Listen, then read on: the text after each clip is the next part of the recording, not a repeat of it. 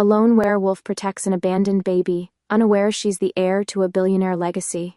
Chapter 1. The Weight of Fate. What if the world didn't just change because of who you are, but because of who you're destined to protect?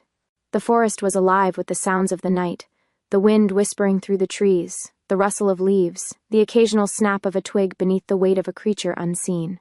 But none of this was enough to drown out the cry that tore through the silence, sharp and panicked, echoing through the trees. Brody Blake froze mid-step, his every muscle taut, his senses locked onto the sound.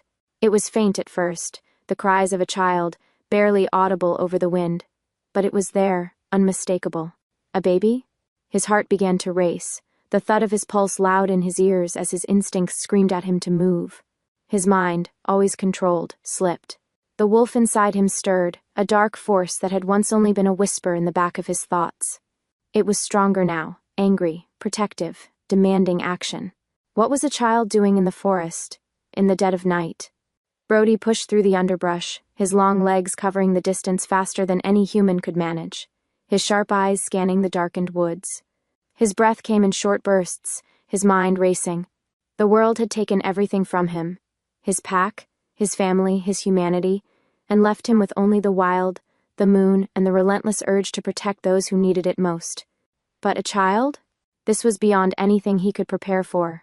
He reached the clearing, and there, beneath the silver glow of the moon, he saw it, a small bundle, abandoned, left alone in the woods. The cries were louder now, frantic, desperate. Brody's breath caught in his throat as he approached. There, lying on the cold ground, was a baby, a little girl, no more than a few months old. Her face was twisted in a silent scream, her tiny hands flailing for warmth, for comfort, for something, anything. His chest tightened, a raw ache filling him as he knelt down, his hands hovering over her fragile form. His wolf howled inside him, furious at the injustice of this, at the thought of an innocent child left alone in the wilderness, vulnerable to the dangers of the night.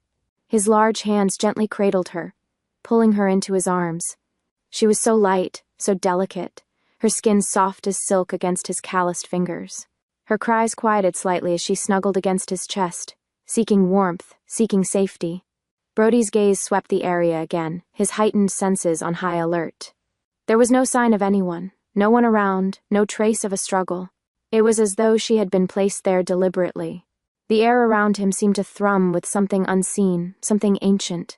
His wolf howled again, low and deep, as his gaze flicked to the shadows between the trees. A feeling of being watched crept up his spine, making his skin prickle with unease. Why had this child been left here? Who had abandoned her? And then the unthinkable thought struck him. Could she be mine to protect? The question burned through his mind like wildfire. This was not a random encounter. He had been chosen for this moment, for this child, whether he liked it or not. His chest tightened with a mixture of dread and responsibility. As Brody held the tiny girl in his arms, a strange sensation filled the air, as though the very forest around them held its breath. The baby's eyes locked onto his, the intensity of her gaze striking him with an unsettling force. There was something more here. Something that ran deeper than he could understand. She wasn't just a helpless infant. She was something else. Brody shifted uncomfortably, his protective instincts at war with the strange sense of connection he felt toward her. The weight of the situation settled on him like a heavy cloak. He couldn't leave her. He couldn't turn his back on this innocent creature, no matter how confusing it all was. But there was something he wasn't seeing, something just beyond his reach, hidden in the shadows of the night. It was as though the universe itself was pulling him into a story far larger than he had ever imagined. "What am I supposed to do with you?" he murmured to the baby, his voice rough, tinged with frustration. The baby's tiny fingers curled around his sleeve, her grip surprisingly strong for such a small child. His heart skipped a beat. No one had left her by accident. This was a test. And Brody Blake, loner, protector, werewolf, was the one who had been chosen to answer. Chapter 2. The Burden of Protection. What if the key to saving yourself lies not in strength, but in embracing the most vulnerable part of your soul? Brody's pulse raced as he held the tiny child against his chest, the weight of her fragile body pressing into his broad, scarred chest. The cold wind whipped through the trees, making the shadows dance around him, but it couldn't touch the warmth that had bloomed in his heart the moment he held her. The baby's delicate, silken skin against his rough, calloused hands was a strange contradiction, like something soft and pure meeting the jagged edges of his broken soul. Her tiny, helpless whimpers began to fade into a steady breath, the rhythmic rise and fall of her chest calming as she nestled closer, seeking solace in the security of his embrace. He could feel the heat of her against his skin, a warmth that contrasted with the chill of the night, as though she was meant to be here with him, her presence pulling him into a strange, powerful bond he could neither explain nor resist. "What have I gotten myself into?" Brody shook his head, his dark brown hair falling into his eyes as he looked around once more. The world had changed in an instant, and now he was left with a helpless child in the middle of the forest, a place where only wolves and the broken-hearted dared to tread. The weight of the child's life settled on his shoulders like an invisible mountain. He had lost everything, his pack, his family, his sense of belonging, until now. The baby in his arms felt like a strange second chance, a cruel twist of fate he couldn't yet understand. He wasn't even sure how to care for her, let alone protect her from the dangers that lurked beyond the woods. But as she looked up at him, her big eyes shimmering with silent trust, his heart clenched. She is mine to protect now. For the first time in years, Brody felt a stirring deep within him, a pull that transcended bloodlines or pack hierarchies. It wasn't just responsibility, it was a primal need, a hunger that stretched deeper than anything he'd ever felt before. The soft cry of an owl echoed through the trees as Brody shifted his weight, looking down at the tiny girl whose life had suddenly become intertwined with his. She wasn't just a lost child in the woods. She was something more, something important. But what? Brody could feel it in his bones, the undercurrent of magic that surrounded her, a power unlike anything he had ever encountered. His instincts screamed at him that this was no mere accident. She had been placed in his path for a reason. But what was it? Why had she been abandoned in the heart of the forest? As he began walking through the woods, the wind seemed to guide his steps, whispering through the branches as though the forest itself was trying to lead him somewhere. The trees seemed to close in around him, their towering forms looming like ancient sentinels. He could feel the eyes of the forest watching him, the ancient magic that lived in every leaf and every branch wrapping around him like an unseen force. He wasn't alone in these woods. As he moved deeper into the forest, Brody's wolf stirred restlessly within him, sensing something, or someone, watching. He felt the familiar prickle of danger crawl up his spine. The air had shifted, thickened with tension, and he could sense that something was wrong, that the child in his arms was more than she appeared to be.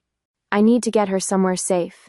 The path before him seemed to twist, winding through the ancient trees as though the forest itself was reshaping to obscure his way. He wasn't afraid. He had faced darker, more dangerous things than the trees of the forest. But there was something about this night that felt different, as if everything had been set into motion long before he arrived. Then he heard it. A rustle in the underbrush. Soft, but unmistakable. Brody's body went still, his senses on high alert. He could feel the presence of another, just beyond his reach. He didn't need to turn around to know someone, or something, was trailing him. The hairs on the back of his neck stood up as he instinctively shifted the baby closer to his chest, cradling her like the most precious thing in the world. "Who's there?" His voice was low, a growl escaping his lips as his wolf clawed at his control. "Show yourself." For a long moment, nothing happened. But then, from the darkness, a figure stepped forward, emerging from the shadows like a predator stalking its prey. Brody's eyes narrowed, instinctively shifting his weight, preparing for a fight. The figure was tall, cloaked in a dark robe that seemed to shimmer in the moonlight. Their face was hidden, a hood pulled low over their head. But Brody could feel the power radiating from them, a dark energy that sent a chill through his bones. "Do not be afraid, wolf." The figure's voice was smooth, ancient, almost melodic. "I am not here to harm you. Yet." Brody's teeth gritted. His wolf was growling in his chest, urging him to attack. But he held back, knowing better than to strike first when facing an unknown adversary. "Who are you?" Brody demanded, his voice firm. "And what do you want with her?" The figure's lips curled into something resembling a smile, though it was hidden beneath the hood. "You have no idea what you've stumbled upon, do you?" The figure's voice held a mocking tone. "You think you're just a lonely werewolf protecting a helpless child. But she is far more than that. She is the key to everything." Brody's grip on the baby tightened, his muscles tense with unease. "Explain yourself." The figure stepped forward, lowering their hood slightly, revealing an ancient face with eyes that glowed like twin embers.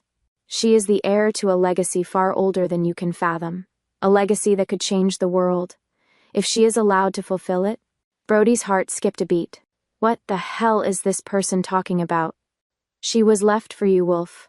The moon has guided her to you, and you will be the one to protect her until the time is right.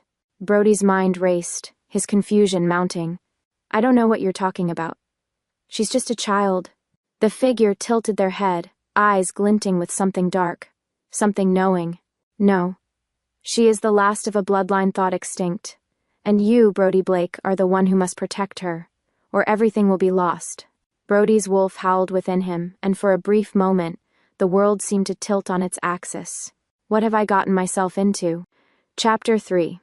The Legacy of the Moon. What if the bloodline you were born into is not just a legacy, but a curse waiting to awaken?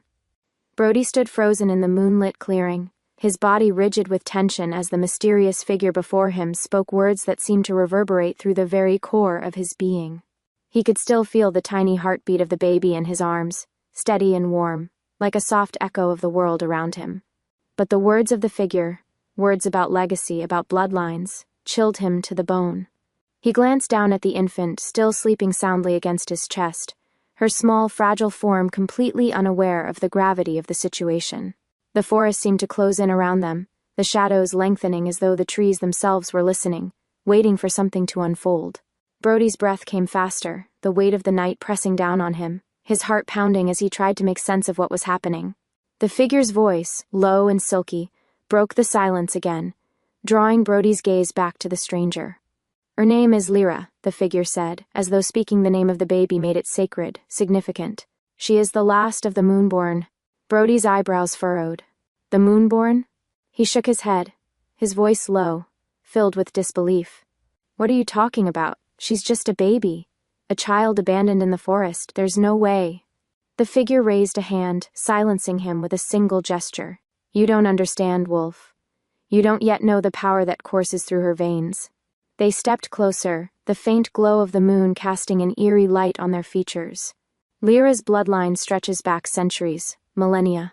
She is the heir to a legacy older than the packs themselves, a legacy that could change the fate of the supernatural world. Brody's heart thudded painfully in his chest, his confusion deepening.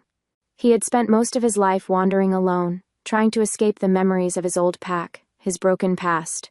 He had known betrayal, loss, and sorrow. But now he was thrust into a world he didn't understand.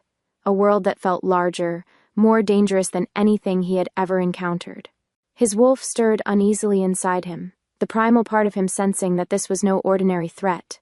It wasn't just about protecting the baby anymore. It was about surviving whatever storm was coming for them. She's the heir to a legacy? Brody muttered, almost to himself. What does that even mean?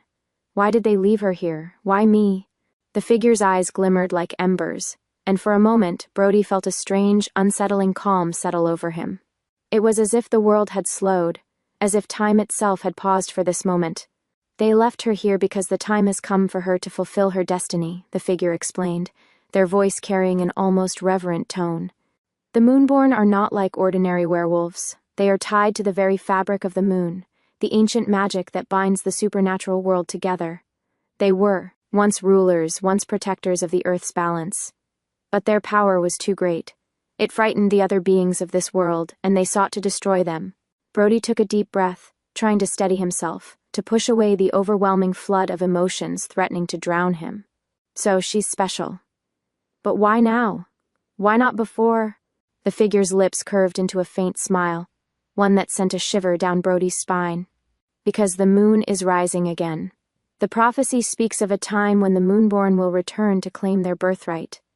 Lyra is the key to that return, but she cannot do it alone. She needs a protector, someone who will guide her, someone who will keep her safe from those who would see her destroyed.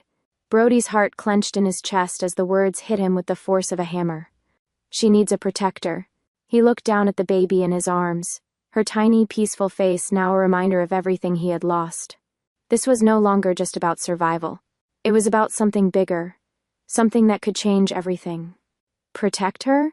Brody whispered, the weight of the responsibility settling heavily on his shoulders. How am I supposed to do that? I don't even know what she is. The figure's gaze softened for the first time, and for the briefest moment Brody saw something human in their eyes, a flicker of sympathy. You already have the strength within you, Wolf, the figure said. You may not know it yet, but you have been chosen to protect her. The moon has spoken. You will keep her safe, even if it means sacrificing everything you have left. There are forces in this world, forces far darker than you can imagine, that will stop at nothing to see her dead. Brody's breath caught in his throat. The weight of the words, the meaning behind them, was almost too much to bear. This wasn't just a matter of protecting a helpless child. This was a battle, one that would define the fate of their world. A strange cold sensation wrapped around Brody's heart, as though the figure's words had awakened something deep inside him, something that had been buried for years. He could feel the power, the pull, of the moon-born legacy. It thrummed in his veins, beckoning him toward a future he wasn't ready to face. He looked up at the figure, his jaw clenched, his eyes narrowing with newfound determination. What do I have to do? The figure tilted their head, their smile fading as they stepped back into the shadows. You must take her to the place where her legacy was born. The moon's blessing will only be fully awakened there, and you must make sure no one finds her before then. The ones who seek her blood will stop at nothing to claim her for themselves. They want to use her power for their own ends. Brody's mind raced, his thoughts swirling with everything he had just heard. The place where her legacy was born. That could mean anything. But he knew one thing for certain. There was no turning back now. Who are these people? Who wants to take her? Brody asked, his voice sharp with urgency. The figure's eyes gleamed as they looked down at Lyra, their gaze filled with a mixture of admiration and dread. They are the Nightborn, the enemies of the Moonborn. They have waited for centuries for this moment. They will come for her, and they will not rest until they have her in their grasp.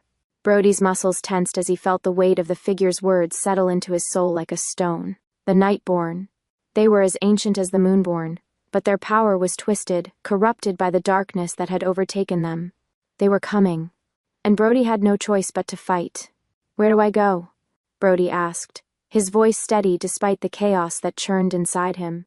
The figure's lips parted, but before they could respond, a soft voice, barely a whisper, came from Brody's arms. Daddy? Brody's heart skipped a beat. His gaze shot down to the baby, whose eyes had fluttered open, blinking up at him with the same innocence that had drawn him to her in the first place. Her hand clutched at his jacket again, her tiny fingers curling into the fabric. Brody's breath caught in his throat. Lyra! Her small voice trembled. But there was something there, a strength that Brody couldn't deny. This was no ordinary child. And no matter the cost, he would protect her. Chapter 4. The Path of Shadows. In the darkest places, a light will always burn. If only you have the courage to seek it. The forest was no longer the safe refuge it had once been. The shadows stretched longer, creeping into every corner, and Brody felt them closing in around him, threatening to suffocate him. He could hear the distant howl of wolves, a sound that would normally bring him comfort. But tonight, it only deepened the sense of dread gnawing at him. His heart hammered in his chest as he glanced down at the tiny girl in his arms, her small face peaceful, unaware of the storm that was brewing around them. Lyra was everything he hadn't known he needed. She was innocent, pure, yet her presence felt like a ticking time bomb, the weight of her destiny pressing down on him like a stone lodged deep in his chest. The world had changed in the blink of an eye. He had gone from a solitary wolf, a creature of the wild, to the protector of an ancient, powerful heir. An heir to a legacy that could shatter the fragile peace of the supernatural world. Brody swallowed hard, his throat dry with the gravity of what was at stake. He had lived his life on the edge, never looking back, never allowing anyone to get close. But now? Now he was bound to this child, and with that bond came a responsibility he could never have predicted. He had no idea what lay ahead, only that he couldn't fail her. No matter the cost. With every step he took, the woods seemed to shift around him, the air growing heavier with each passing moment. His wolf was restless, pacing within him, snarling at the invisible threat that was always just out of reach. Brody's muscles were tight with tension, every instinct screaming at him to hurry, to run, to get away from the eyes that he could feel watching them, even if they weren't visible. The Nightborn were out there, he could feel them. The figure in the shadows had made that much clear. He moved faster, pushing through the dense underbrush, his senses on high alert. His sharp eyes scanned every shadow, every flicker of movement, but the woods remained unnervingly still. The only sound was the steady rhythm of his footsteps and the faint rustle of leaves underfoot.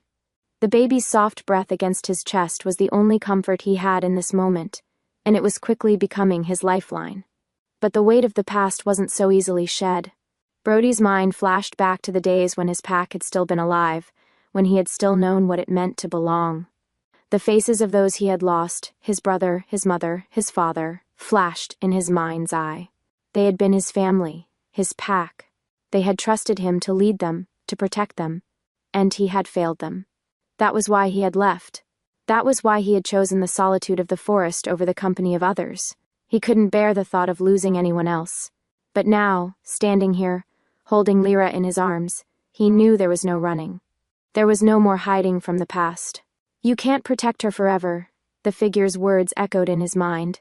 You must take her to the place where her legacy was born. But where was that place? And how could he even begin to protect her from the darkness that was coming? The thought of the Nightborn, their dark magic, their twisted power, filled him with a cold fury. They were predators, ancient and ruthless, but they were not like him. They did not understand the bond that tied him to Lyra. They could not know the depth of the protection he would give her. His steps faltered for a moment as a sudden realization struck him. They're not after her because of who she is. They're after her because of what she could become. The weight of that thought made his blood run cold. She was the heir to a power that could reshape the world, a power that could tear apart the very fabric of the supernatural order. The Nightborn would stop at nothing to claim it for themselves, to use her power for their own ends. Hold on, Lyra, he whispered, his voice rough with determination. I'll get you somewhere safe. The wind picked up suddenly, whipping through the trees and sending a chill down Brody's spine. He could feel the presence again, close this time, much closer than before. His heart raced as he instinctively shifted the baby to his other arm, preparing himself for whatever was coming. From the darkness, a voice drifted to him, a low, guttural sound, full of malice and promise. You cannot run forever, Wolf. Brody's eyes narrowed, his jaw tightening. He turned slowly, his muscles coiling, ready for a fight. Out of the shadows stepped a figure, a man tall and gaunt, with eyes that gleamed like burning embers.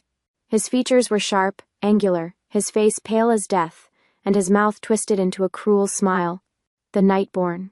Brody's wolf surged forward, the urge to protect Lyra overwhelming him. Stay back, he growled, his voice thick with warning. The man's smile only widened. You're too late, he said softly, stepping forward, his every movement fluid, predatory. The child is ours, Wolf, and you cannot stop what is already in motion. Brody's claws extended, his body rippling with tension as the wolf inside him clawed to break free. But he knew he had to keep calm. He had to protect Lyra. There was no room for error. What do you want with her? Brody snarled, his voice barely contained. She's just a child. A helpless baby. The Nightborn's laughter was cold and chilling, echoing through the woods like a death knell. Helpless? He spat. You really don't understand, do you? The power she holds within her will be the key to our domination. The Moonborn blood runs through her veins, and we will take it, whether you want us to or not. Brody's eyes flared with fury, his vision narrowing on the figure before him. He could feel his wolf straining at the edge of control, but he knew better than to let it take over now. Not when the stakes were so high. I will die before I let you take her, Brody growled, his body poised for a fight. I swear it. The Nightborn's smile faded, replaced with a look of contempt. You're already too late, Wolf. You don't even know who you're up against. You think you can protect her? But she is already marked, and when the moon rises fully, when the time comes, you will see that she belongs to us. Brody's heart pounded in his chest. Marked? What did he mean by that? The figure took a step forward, his eyes never leaving Brody's. You have no idea what's coming. But we'll be ready. We always are. Brody took a deep breath, his resolve hardening like steel.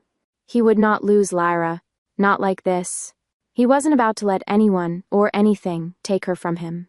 With one final glance at the Nightborn, Brody turned and ran. The figure's laughter followed him, mocking, cold, but it didn't matter. Brody's mind was focused on one thing and one thing only, survival. Lyra was his responsibility now. And nothing, not even the darkness of the Nightborn, would stop him from keeping her safe. Chapter 5. The Edge of the Unknown. When you fight for something greater than yourself, you become something greater than you were.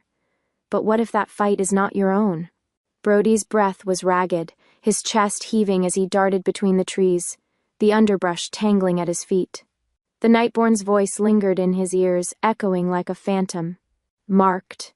The word clung to him like a curse, gnawing at his thoughts, threatening to unravel the fragile sense of control he'd managed to cling to. Lyra's tiny body was pressed close to him, nestled in his arms as he ran, her warmth a small comfort against the chaos that had erupted around them. Her soft breaths were the only thing that anchored him to reality in a world that had suddenly become much darker. What does marked mean? The question pounded in his mind as he pushed himself harder, his body moving on autopilot, his wolf instincts leading him through the darkened forest. Every step felt like a race against time, as though some invisible force was closing in on them, and every minute they spent in this cursed forest brought them closer to danger. Brody's heart hammered in his chest, but it wasn't from exertion. No, it was the weight of the unknown. The terrible realization that there were things lurking in the shadows, watching them, waiting. He slowed his pace slightly, his senses on high alert. His ears picked up the distant sound of something, footsteps perhaps, but it was too far away to be a real threat. For now, the moon hung high in the sky, casting an eerie light over the woods, but the shadows were thick, the trees closing in on him like watchful sentinels. The air was heavy, dense with the scent of damp earth and pine, but there was something else, something metallic, faint, but unmistakable. The tang of blood. Brody's eyes narrowed. Blood. Was it his? Was it Lyra's? The baby stirred in his arms, a soft whimper escaping her lips as she shifted against him. Her tiny hand brushed against his jacket, and Brody's gaze dropped to her. Despite everything, the danger, the uncertainty, he couldn't help but feel a protective surge in his chest. She's mine to protect. Mine. But there was more to it than that, wasn't there? A deeper pull. One that went beyond mere responsibility.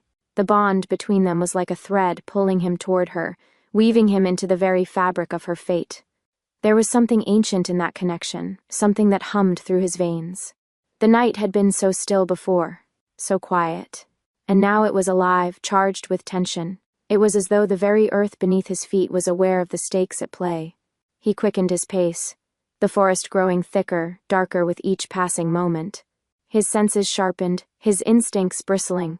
He could feel it, the presence of something watching him.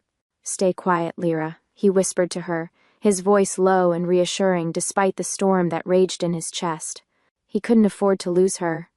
Not now. As he pushed forward, a sudden crack echoed through the trees. Brody stopped dead in his tracks, every muscle in his body locking in place. His breath caught in his throat, the hairs on the back of his neck standing on end. Something was near. The rustling grew louder, a rhythmic thumping sound that seemed to come from all directions. He could feel the ground vibrating beneath him, as though something large, something dangerous was closing in. Brody's heart raced. His instincts screamed at him to move, to find cover, but his feet were frozen in place. The sound of the thumping grew louder. Closer. Closer still. And then, in an instant, a figure emerged from the shadows, moving with the speed and grace of a predator. The figure was cloaked in darkness, its face hidden beneath a hood, but its eyes glowed faintly, a sickly yellow that seemed to pierce through the night. Brody's breath caught in his throat. Another one of them. The Nightborn had found them.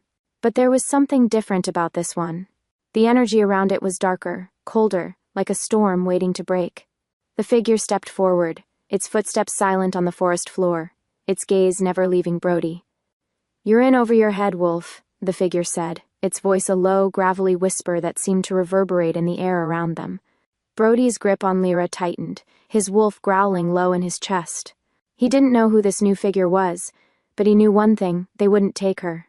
"I won't let you touch her," Brody said, his voice low and dangerous. The figure tilted its head slightly, its yellow eyes glinting with a malevolent amusement. "You think you can protect her?" It chuckled darkly, the sound cold as ice. "You can't protect her from what she is. She is destined for more than your pathetic wolf protection. She belongs to the Nightborn, and when we claim her, she will bring the fall of your world." Brody's heart pounded in his chest as the words sank in, a heavy weight pressing on his ribs. This wasn't just a threat. This was their purpose. They wanted Lyra, and they wouldn't stop until they had her. But Brody was done running, done hiding. "I will fight you until my last breath," Brody growled, his voice fierce with a determination he had never felt before. He had nothing left to lose, and everything to protect. The figure's lips twisted into a cruel smile. "Very well, Wolf, but know this, you will not survive what's coming. The moon will turn against you, and you will watch as the world you've fought to protect falls apart." With a sudden bone-chilling laugh, the figure retreated into the shadows, vanishing as swiftly as it had appeared. The air felt heavier now, suffocating, as if the forest itself were holding its breath. Brody stood there for a moment, motionless, as his pulse slowed and his thoughts raced. What had just happened? What were they truly up against? He glanced down at Lyra, her small face still so innocent, so unaware of the storm swirling around them. But Brody knew. She was more than a helpless child. She was the key to something bigger than he could comprehend. And if he failed her, the world itself could fall. He took a deep breath, steadying himself. This was only the beginning. He had no choice but to keep moving forward. Chapter 6. The Tides of Fate. What happens when destiny collides with the will to survive? A battle is fought, not in the mind, but in the very marrow of the soul. The air was thick with tension as Brody moved deeper into the forest, the weight of Lyra in his arms heavier than it had ever been. Every step felt like it was pulling him closer to something he couldn't fully understand, a truth buried beneath the surface that threatened to shatter everything he'd ever known. The figure, the Nightborn who had threatened them, was still fresh in his mind, its chilling words reverberating through his skull. "The moon will turn against you," it had said. What did that mean? The moon had always been Brody's guide, his connection to his wolf, to his pack, to his very identity. He couldn't fathom how the moon could turn on him, on Lyra. But there was more to the prophecy, more to her than he could grasp. And as much as he wanted to dismiss it all as a ploy, a dark game played by those who wanted to manipulate them, Brody couldn't shake the feeling that this was real. Lyra's presence, the strange bond between them, it was all part of something far bigger than either of them. He paused, his breath coming in sharp bursts as he looked down at the baby in his arms. Lyra's small hands were curled against his chest, her little face calm, serene, blissfully unaware of the dangers surrounding them. How could someone so innocent, so pure, be at the center of this storm? Brody felt a pang in his chest, a deep, aching pull.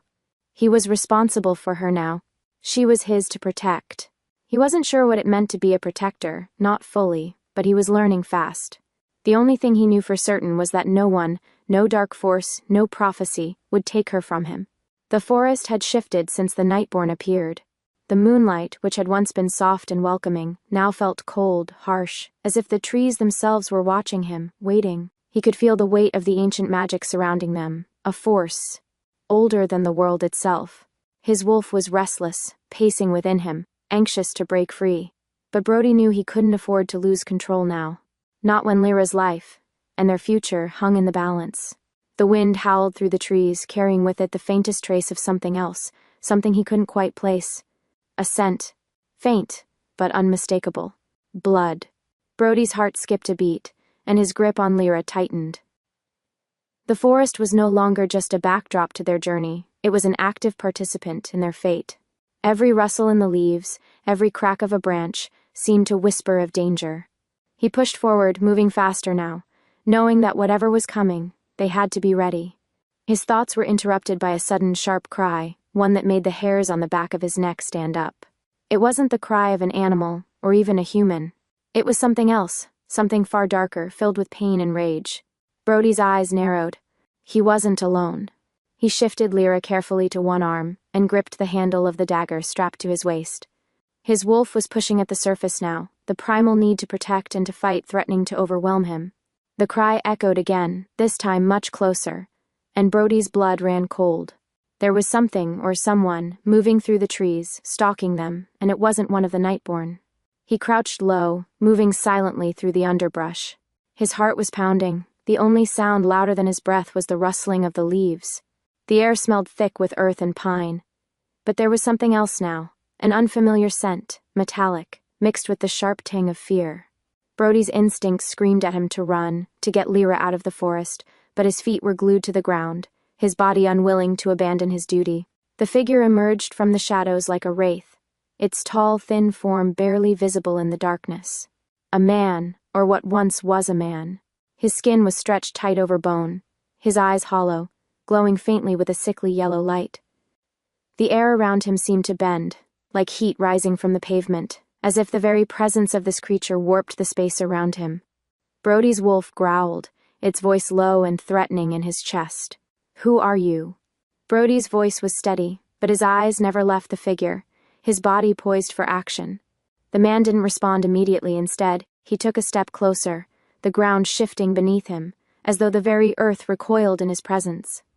"I am called Thorn," the creature rasped, its voice echoing with an unnatural resonance. "I am neither man nor beast, but a creature of the shadows, born of the blood that flows through your veins, wolf." Brody stiffened, his grip on the dagger tightening. "What do you want?" Thorn's eyes flickered to Lyra, still cradled in Brody's arms, and a twisted smile stretched across his pale face. "She has been marked," he said, his voice thick with amusement. "The blood that runs in her is the blood of the Moonborn, a power that cannot be contained. The Nightborn are not the only ones who wish to claim her." Brody's jaw clenched, his body going rigid. "Then you know what she is." Thorn chuckled, a low gurgling sound that sent a wave of nausea through Brody. "Oh, I know. She is the last of her kind, the final heir to a throne that was never meant to be taken. And you? You are just a pawn in a game you don't understand." Brody's wolf growled again, the sound guttural and feral. Thorn seemed to take delight in it, his smile widening as he stepped closer, his bony fingers reaching out toward Lyra. "You can't protect her forever," Thorn hissed. "You'll die trying, just like the others." Brody's heart thundered in his chest as his wolf surged forward, tearing at the edges of his control. He couldn't let this creature get to Lyra. Not now. Not ever. With a roar he lunged at Thorn, his dagger flashing through the air. Thorn dodged easily, moving with a speed that seemed unnatural, his body contorting in ways that defied logic. The creature's clawed hands reached for Brody's throat, but Brody twisted away, rolling on the ground to avoid the strike. His mind raced as his wolf howled inside him, demanding to be set free. This fight was his. Thorn's laughter echoed through the forest, cruel and mocking. "You're too weak, wolf. Your bloodline is already fading. It's only a matter of time before you succumb to the darkness that's coming." Brody scrambled to his feet, his eyes never leaving Thorn. He could feel the wolf within him clawing for control, urging him to fight with everything he had. The bond with Lyra was the only thing keeping him grounded, keeping him from letting the wolf take over completely. "You may be stronger, but you will not take her," Brody growled. Thorn's eyes gleamed with an eerie predatory hunger as he stepped back, tilting his head in amusement. "We'll see about that." With a swift, fluid motion, Thorn disappeared into the shadows, his form melding with the darkness as if he had never been there. Brody stood frozen for a moment, his breath coming in short, sharp gasps. His body was trembling, but it wasn't from fear.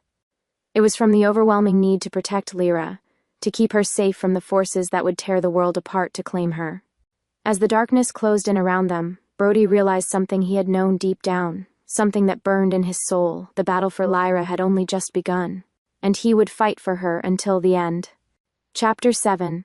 The Reckoning. When the weight of the past is too much to bear, the only choice left is to walk through the storm, not around it. The forest seemed to hold its breath as Brody stood motionless, the lingering scent of the creature's presence still thick in the air. His pulse was erratic, his body tense with adrenaline as his mind raced through every word Thorn had spoken. The creature's taunting laugh echoed in his mind, each syllable mocking him, challenging him. "You're too weak." The words twisted in Brody's chest, gnawing at the remnants of his resolve. Your bloodline is already fading. But he couldn't allow doubt to creep in. Not now. Not when Lyra's life was at stake. He glanced down at the tiny girl in his arms, her face still soft and innocent, a stark contrast to the violence and darkness surrounding them. Her delicate breath was steady against his chest, unaware of the storm that raged in the world around her. Brody tightened his grip on her, unwilling to let her go. "Lyra," he whispered, his voice hoarse, almost pleading. He couldn't shake the image of the Nightborn's words. couldn't shake the nagging feeling that her destiny was tied to something far greater than either of them. He had to keep moving. But where? Where could he possibly take her where she would be safe? He had failed before. His pack, his family, his entire life had been torn apart because he wasn't strong enough to protect them. Now fate had placed the burden of protecting the last of the Moonborn on his shoulders, and he wasn't sure he could carry it. The moon overhead, full and bright, cast long shadows through the trees, bathing the forest in an eerie light. The wind had picked up, howling through the branches as if the forest itself were warning him of something he couldn't see, couldn't understand. Brody's wolf stirred inside him, restless and demanding. The animal wanted to fight, to tear through the forest and hunt down whatever threat dared to approach. But Brody kept it in check. He had to think. He had to be strategic. Lyra's soft breath was a steady reminder of the fragility of the moment. She depends on me. Brody didn't have the luxury of doubt. The words of the Nightborn echoed in his mind once more. You're too weak. But he wasn't weak. Not anymore. He turned, his eyes scanning the woods once more, his senses on high alert. They were still out there, watching, waiting. He had to find safety for her. He had to figure out where this prophecy began, where her legacy had been born.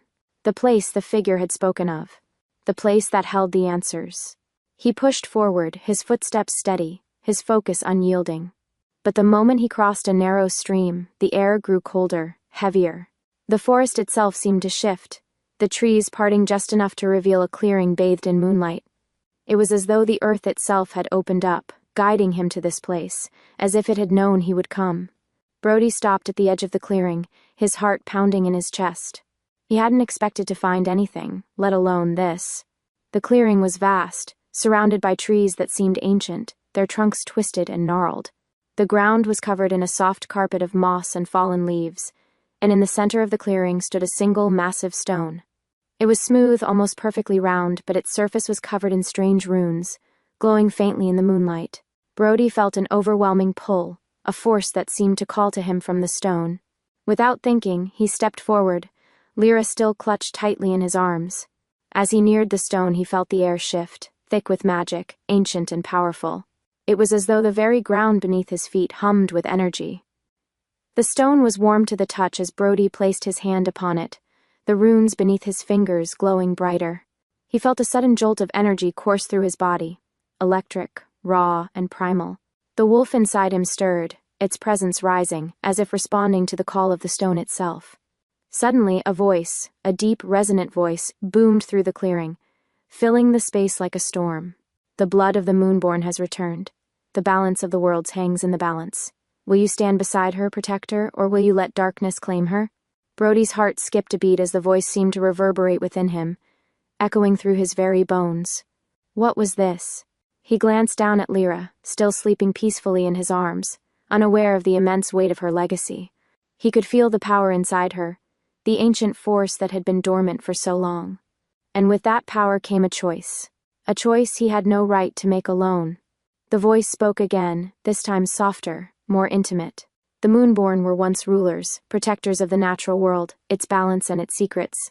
But when the Nightborn rose, they were betrayed, scattered, and hidden from the world. Only one remains, and she will either restore the world's balance or shatter it entirely. Brody's fingers tightened around the stone, his heart pounding in his chest.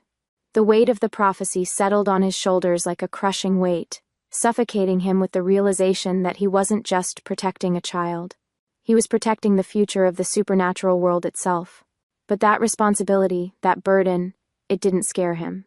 It angered him. He had nothing left to lose. I will protect her, Brody said, his voice filled with a quiet, resolute fury. I swear it.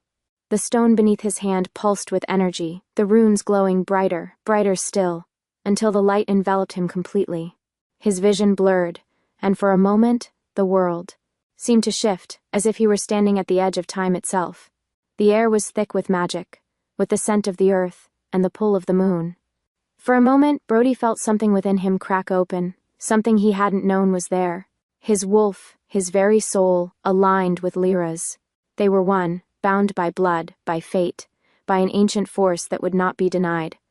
As the light began to fade, Brody stumbled back, his breath coming in short, sharp bursts. His head was spinning. His mind was reeling from the energy that had coursed through him. But one thing was clear. This was just the beginning. He turned, looking down at Lyra once more, his heart swelling with a mixture of fear and something else. Hope. The sound of distant footsteps reached his ears, slow, measured, and deliberate. He wasn't alone.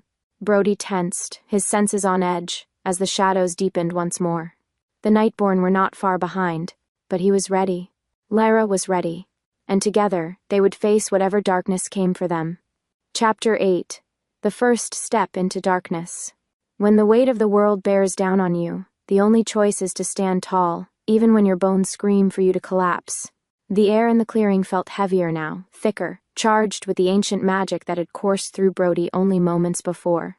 His heart still raced, the pulse of the stone echoing in his blood, the connection to Lyra deepening with every passing moment.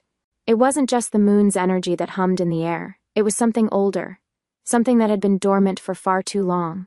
The trees around them whispered as the wind picked up, a low, eerie sound that seemed to carry with it the ancient secrets of the earth. The ground beneath Brody's boots felt strangely alive, vibrating with the same energy that had filled the stone. It was as though the forest itself was watching, waiting, as if it knew that this was a turning point, a pivotal moment in the long history of the supernatural world. Brody could feel it in his bones. The weight of the prophecy. The danger that was still out there, lurking in the darkness. The Nightborn were coming for them, their hunger for Lyra's power undeniable, and yet Brody felt a strange sense of resolve rising within him, a fire that burned in his chest. This is not my fight alone. He glanced down at Lyra, her tiny body still pressed against him, her breathing even and peaceful. She had no idea of the storm gathering around them, no idea that the world was about to change forever. But Brody could feel it, the pull of her destiny, the weight of the responsibility that had been thrust upon him. I will protect her, no matter the cost. The sound of footsteps broke his thoughts, and he spun around, his senses immediately alert. A figure emerged from the shadows, stepping lightly between the trees, moving with a grace that betrayed the familiarity of these woods. Brody's heart skipped a beat, his eyes narrowing, his instincts instantly on edge. Another one? But as the figure stepped fully into the clearing, the moonlight revealed a familiar face, one he hadn't seen in years. Brody, the woman said, her voice soft, yet filled with the weight of years gone by. Her tone was filled with something between concern and familiarity, and as Brody's eyes locked with hers, he saw the traces of his past, the pack he had once belonged to, the family he had lost. Catherine. Brody's voice faltered, a mix of disbelief and something else, longing, regret. What are you doing here?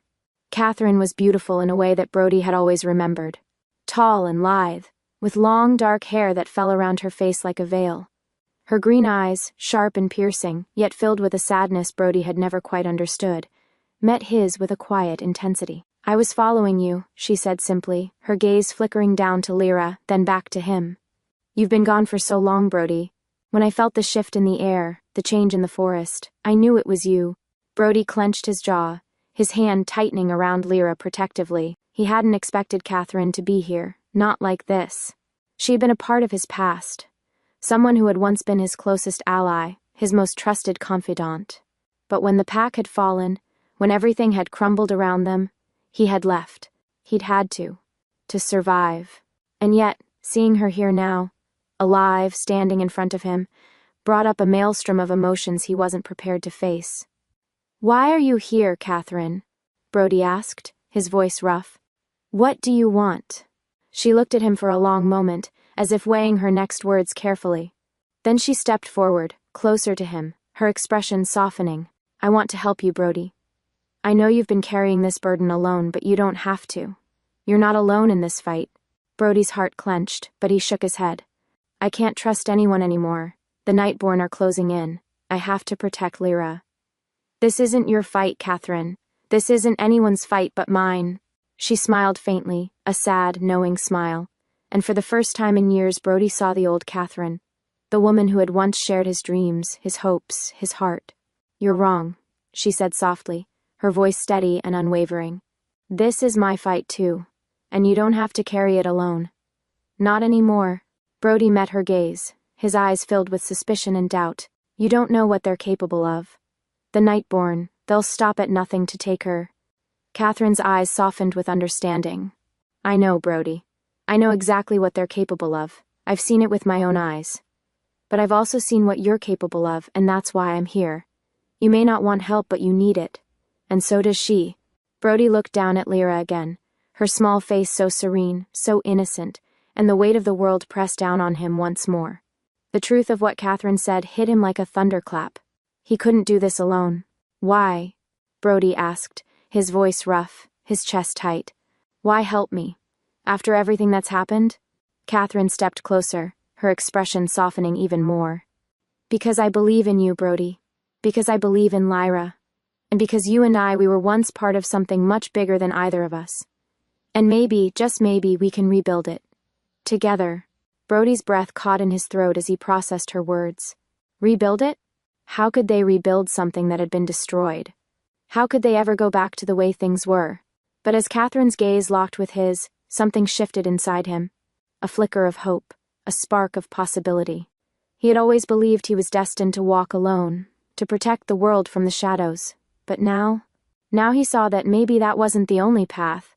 His wolf stirred within him, its restless energy urging him to make a choice, to take a leap, to trust. I don't know if we can rebuild anything, Brody said quietly, his voice filled with uncertainty. But I'll try. For her. For Lyra.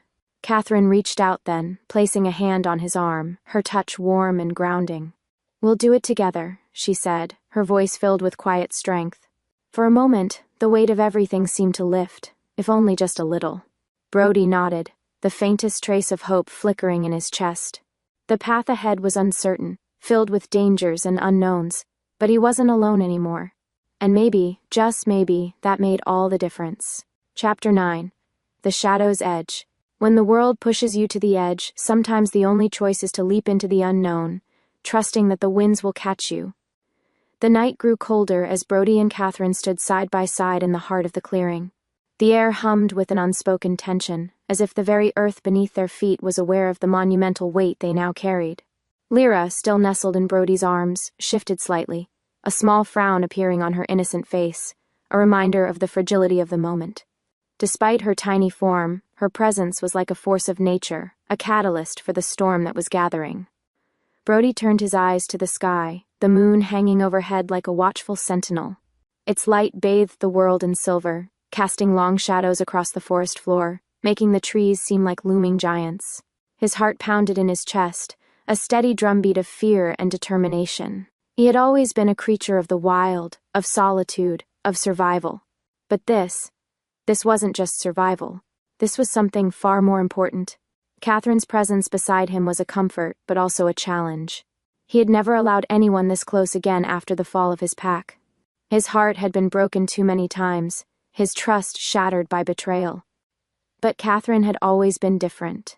She had been his partner, his equal, the one person who had understood him, once. And now, as she stood beside him, her green eyes filled with quiet strength, he saw the woman he had once fought beside, the woman who had fought for him when the world had seemed to turn against them both. But things had changed. He had changed. What now? Brody's voice was low, laced with uncertainty. He was no longer sure of the path ahead. The prophecy, the Nightborn, the weight of Lyra's future. It all seemed like a tangled web of fate that he couldn't escape. How do we fight this? How do we protect her? Catherine stepped closer, her hand brushing lightly against his arm, grounding him in the present. We start by not running. The Nightborn want to break us, Brody. They want to tear us apart, make us question everything. But we can't let them. You've got Lyra now. She's your responsibility. And that means you're not alone anymore. You have me.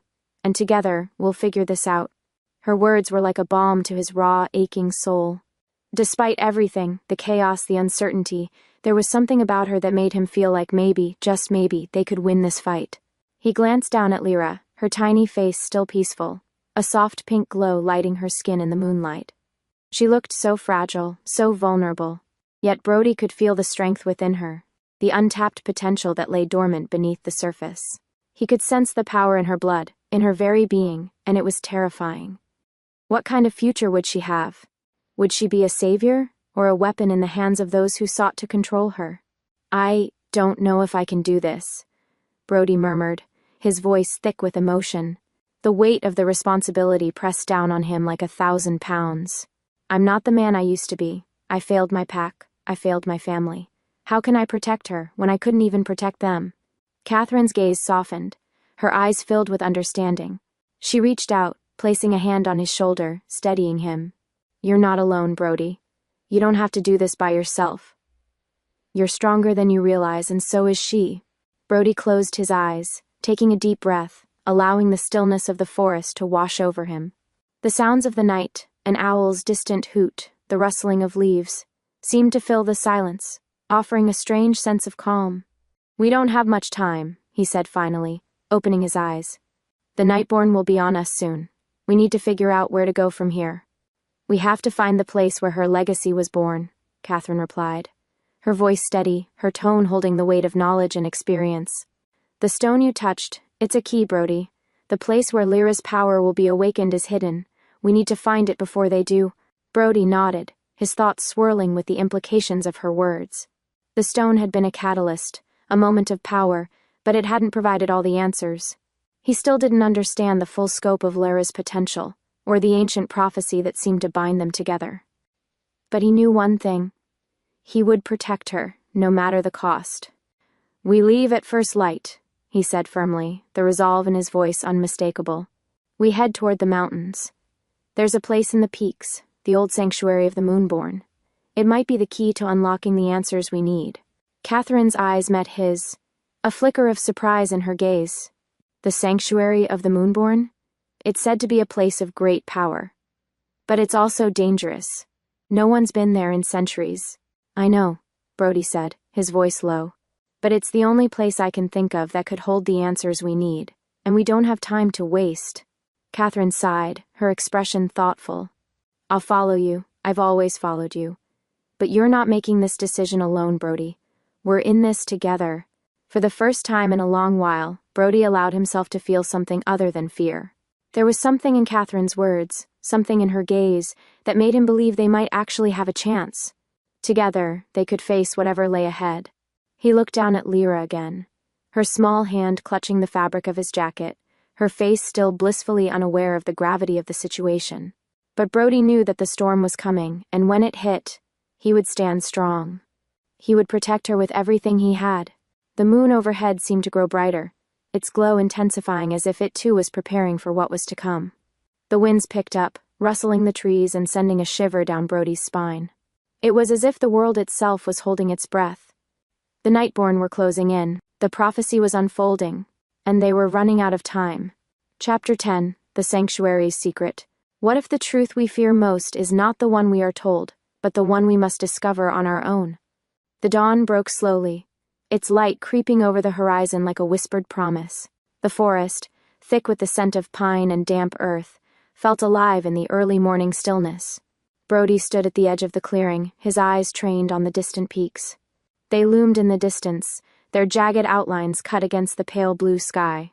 The mountains had always been a place of mystery, a place where the Moonborn had once thrived, their power rooted deep in the earth. But that was a long time ago.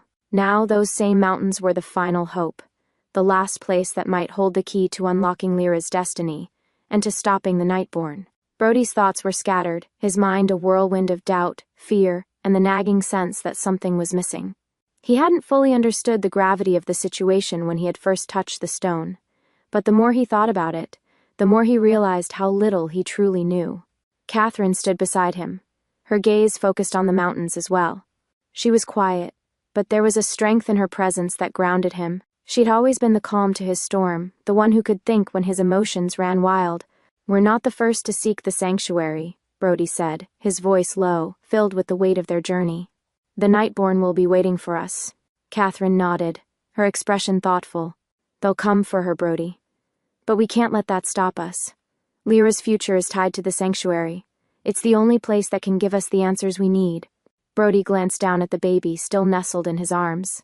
She was so small, so vulnerable, yet in her innocence she carried a weight heavier than anything he had ever borne. Her life, her power, it was all tied to this. And no matter how much it scared him, Brody knew he couldn't turn back. Let's move then, Brody said, his voice filled with resolve. "We've wasted enough time." The journey to the mountains was long and treacherous. The path grew steeper with every mile, the dense forest giving way to rocky terrain and jagged cliffs. Brody moved. With purpose, his senses alert, his mind focused on one thing, getting Lyra to the sanctuary before the Nightborn could find them. Catherine walked beside him, her steps steady, but Brody could feel the tension in the air. There was a growing sense of urgency, an unspoken understanding between them that the Nightborn were never far behind. The creature they had encountered last night, Thorn, was only the beginning. There were more of them, more shadows lurking in the darkness, waiting for their moment to strike. "I never thought I'd be walking through these mountains again," Catherine said, breaking the silence. "Not after everything that happened?" Brody glanced at her, his expression unreadable. "You've been here before?" She nodded, her eyes distant, lost in the past. "When we were younger, before the Nightborn rose. This was where we first learned about the power of the Moonborn, where we trained to harness our abilities. We thought we were the protectors of the natural order, but we were wrong. The Nightborn were always lurking, waiting for the right moment." Brody's jaw tightened. "And you think the sanctuary can stop them?" Catherine met his gaze, her eyes filled with a quiet intensity. "I hope so. It's our only chance." They continued to climb, the wind picking up as the altitude increased, the air growing thinner with each step. The peaks were close now, their rocky faces rising like silent sentinels, watching over the land below. As they neared the base of the mountain, Brody could feel the pull of the sanctuary, a faint, almost imperceptible tug deep within him. The stone had awakened something in him, something primal, something connected to the earth, to the moon. He wasn't sure what it meant, but he couldn't deny it. Lyra shifted in his arms, her small hands clutching his jacket. Her eyes fluttered open and she gazed up at him, her gaze steady, as if she understood the weight of the moment. Brody's heart clenched at the sight of her. She was the key to everything, to their survival, to the future of the supernatural world. "We're almost there," Brody murmured, brushing a lock of hair from her forehead. Her small fingers curled tighter around his sleeve, and for a brief moment, Brody allowed himself to believe that maybe, just maybe, they could survive this. Together. The path grew steeper as they approached the entrance to the sanctuary. The stone that marked its threshold was ancient, covered in moss and vines, weathered by time. The runes etched into its surface glowed faintly, pulsating with a rhythm that seemed to mirror Brody's heartbeat. "This is it," Catherine said, her voice low, reverent. She stepped forward, reaching out to touch the stone. As her fingers brushed the surface, the runes flared to life, casting a soft, ethereal light across the mountain. Brody's breath caught in his throat. The air around them seemed to shift, thickening with energy. The wind howled through the trees, the ground trembling beneath their feet. It was as though the earth itself was waking, responding to their presence. Lyra stirred again in Brody's arms, her small body now trembling with an energy Brody could feel through his very bones. The sanctuary was alive, its magic humming, calling to her, calling to them both. "I don't understand," Brody whispered, his voice filled with awe and confusion. "What is this place? Why does it feel like it's alive?" Catherine turned to him, her eyes wide with realization. "This place, it was built by the Moonborn, a place of power, where the very essence of the earth and the moon converge. Lyra's bloodline is tied to this place, to the magic that flows through it. When she steps inside, the prophecy will begin to unfold. Her true power will awaken."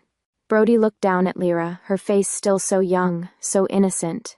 He couldn't fathom the enormity of what Catherine was saying. Her true power? But before he could voice his thoughts, a sound reached his ears. A faint rustling, growing louder. Brody's head snapped up, his heart pounding. His senses were already on high alert, his wolf instinctively bracing for the worst. "They're here," Brody growled, his voice low and dangerous. "The Nightborn." From the shadows of the trees, figures emerged, silent and deadly, their eyes glowing like embers in the dark. Brody's blood ran cold. There were more of them now, dozens of dark silhouettes, all moving toward the sanctuary. Catherine stepped in front of Brody, her stance protective. "We can't let them get any closer." Brody's gaze never left the Nightborn, his hand tightening on the hilt of his dagger. "I won't let them take her." The first of the Nightborn stepped forward, a figure cloaked in darkness, their face hidden beneath a hood. But Brody knew this one. "Thorn. Give her to us, Wolf," Thorn's voice rang out, smooth and cold, like the chill of death itself. She's ours. She always has been. Brody's grip on Lyra tightened, his body bristling with the power of the wolf within him. She's not yours, he snarled, his voice dripping with defiance. And I will die before I let you take her. Thorn's lips curled into a cruel smile. Then die, wolf. But know this. There's no place in this world where you can hide from what's coming. Brody stepped forward, his eyes locked on Thorn, a fire burning in his chest. This was it. The fight for Lyra had begun. Chapter 11, The Siege of Shadows. Every step toward the truth is a step further from the safety of ignorance. But what if the truth itself is the most dangerous thing you could ever discover? The air around them had thickened, becoming oppressive as the Nightborn closed in. Brody's grip on Lyra tightened instinctively, his fingers brushing against her soft skin as though the very touch could shield her from the darkness that surrounded them. His heart was beating in double time, the adrenaline coursing through his veins, the wolf inside him pushing harder, urging him to fight. But he held back. He couldn't afford to lose control. Not now. Thorn stood at the front of the Nightborn, his pale face barely visible beneath the hood that obscured most of his features. But his eyes, their sickly yellow glow was unmistakable, like two burning embers, watching Brody with a mixture of disdain and anticipation. You can fight all you want, wolf, Thorn said, his voice smooth, like the slide of a blade against skin. But it won't matter. The prophecy will be fulfilled, and you will watch as Lyra becomes what she was born to be. No amount of resistance will change that. Brody's teeth clenched, the words cutting into him like shards of glass. He knew what Thorn was trying to do, undermine him, shake his confidence, make him doubt. But Brody refused to let it work. He wasn't about to let Thorn manipulate him. She's not yours to control, Brody growled, his voice low but thick with fury. And she'll never be. Catherine moved to his side, her eyes fixed on the Nightborn. She was standing tall, her face set in a fierce mask of determination. You won't have her, she said, her voice cutting through the tension. We will fight, and we will win. This ends now. Thorn laughed, a sound that sent chills down Brody's spine. You really think you can stop us? He asked, amusement lacing his voice. You're nothing but pawns in this game. We've been waiting for centuries for the Moonborn's return. And now, the time is here. He stepped forward, his cloak swirling around him, the shadows seeming to cling to his figure like a second skin. With a single movement, the rest of the Nightborn followed suit, stepping from the darkness into the edge of the clearing, their eyes glowing like a pack of predators circling their prey. Brody's heart raced, his pulse roaring in his ears. His wolf was itching to break free, to tear through the Nightborn, and protect Lyra with the ferocity he had learned from years of survival. But he kept his body rigid, knowing that to act recklessly would mean certain defeat. They needed strategy, not a wild charge. We don't need to fight you, Catherine said, her voice steady, unyielding. We only need to protect her. You're the ones who are lost in the darkness. Thorn's lips curled into a thin smile, his expression cold and calculating. We are the darkness, little wolf. We are the ones who have shaped the world in our image. We have the power to reshape it once more. The Moonborn's time has passed, and Lyra will be the instrument of our reign. As his words fell into the stillness of the clearing, Brody's instincts flared. This was a fight that had to be won. His gaze flicked to Catherine, whose eyes met his with a silent understanding. The Nightborn weren't just after Lyra. They were after control of everything. We won't let you have her, Brody said, his voice a low growl. Thorn's smile widened, his eyes gleaming with malice. Then we'll see how long you can keep her safe. The Nightborn moved then, their forms blurring with the shadows as they surged forward with inhuman speed, their movements like ghosts darting through the night. Brody was ready, his muscles coiled, his mind focused. He lifted his dagger, the cold steel glinting in the pale moonlight. He knew he couldn't defeat them all in a single blow, but each strike would bring them closer to the victory they needed. The first Nightborn lunged, its claws sharp and glinting like silver. Brody sidestepped, barely avoiding the strike, and drove his dagger deep into the creature's side. It screeched in pain, a sound that shattered the stillness of the night. But before Brody could react, another shadow was on him. Catherine fought beside him, her movements graceful and lethal, her eyes burning with determination. She slashed with her own dagger, cutting through the dark figures with precision. But the Nightborn were relentless, their strength unnatural, their numbers overwhelming. Brody blocked another blow, his muscles straining as he fought to keep Lyra safe, to keep her from being drawn into this nightmare. She was so small, so fragile, and yet her life held the power to change everything. His mind flashed to the sanctuary. This was it. This was where they had to stand their ground. But they weren't just up against the Nightborn, they were up against an ancient force, one that had been lying in wait for centuries. Catherine caught his eye, her face smeared with dirt, her expression hard as iron. "We need to get her inside," she shouted over the din of battle. "Now." Brody nodded, his heart racing. There was no time to waste. They had to reach the sanctuary, or all of this would be for nothing. With a swift movement, he turned, pushing through the swarm of Nightborn, and heading toward the glowing stone. He could feel their presence behind him, the Nightborn closing in, their snarls and howls growing louder with each passing second. "Move, Brody." Catherine's voice rang out, urgent. She was beside him, her pace quickening as they neared the entrance to the sanctuary. But Brody could feel the weight of their enemies bearing down on them. The Nightborn wouldn't let them slip away so easily. A sharp pain pierced his side and Brody stumbled, the shock of it jarring his body. He looked down to see blood staining his shirt, the warm liquid dripping from the wound.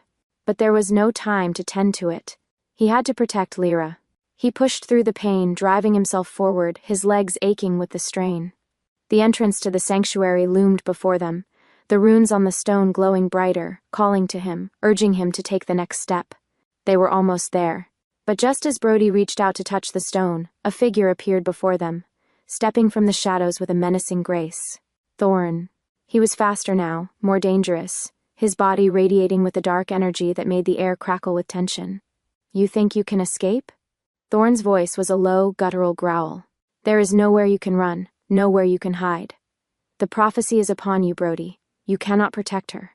You never could." Brody's heart thundered in his chest as he faced Thorn, his dagger raised in challenge. "I'll die before I let you take her." Thorn's smile was cruel, his eyes glowing with an eerie fire. "Then die, Wolf. But know this, the end has already begun." Without warning, the Nightborn surged forward, a tidal wave of darkness crashing down upon them. Brody's heart pounded in his chest as he met their advance, his body straining against the weight of the fight. But it wasn't just a fight for survival now. It was a fight for everything, the past, the present, and the future. And in that moment, Brody knew something he hadn't been willing to admit before. This battle was not just for Lyra. It was for his own redemption, for the chance to rebuild what had been lost, for the chance to fight for something that mattered. The sanctuary was their only hope, and no matter the cost, they would make it inside. Chapter 12. The Gatekeeper's Trial.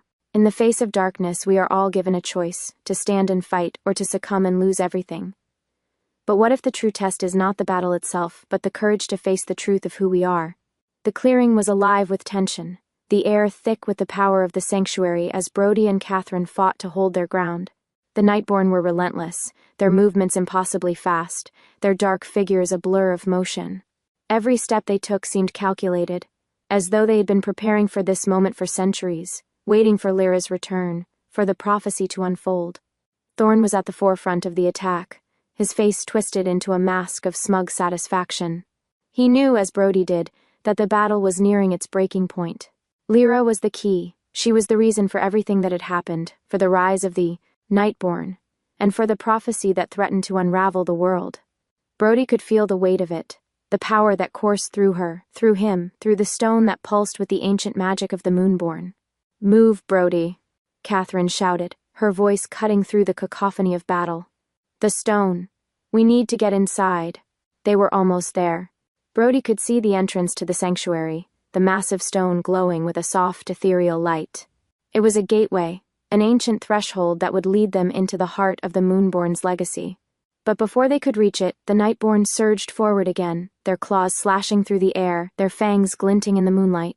Brody fought with everything he had, his wolf instincts taking over, his body moving in fluid motions, striking, dodging, slashing with his dagger. But the Nightborn were too many. They were closing in on him, pushing him back with each strike. He could feel the blood pooling in his side, the sharp sting of the wound threatening to slow him down, but he refused to give in. "Get behind me, Lyra," Brody growled, his voice low but filled with determination. "I won't let them take you." The baby, still in his arms, clung to him with a quiet strength that defied her age.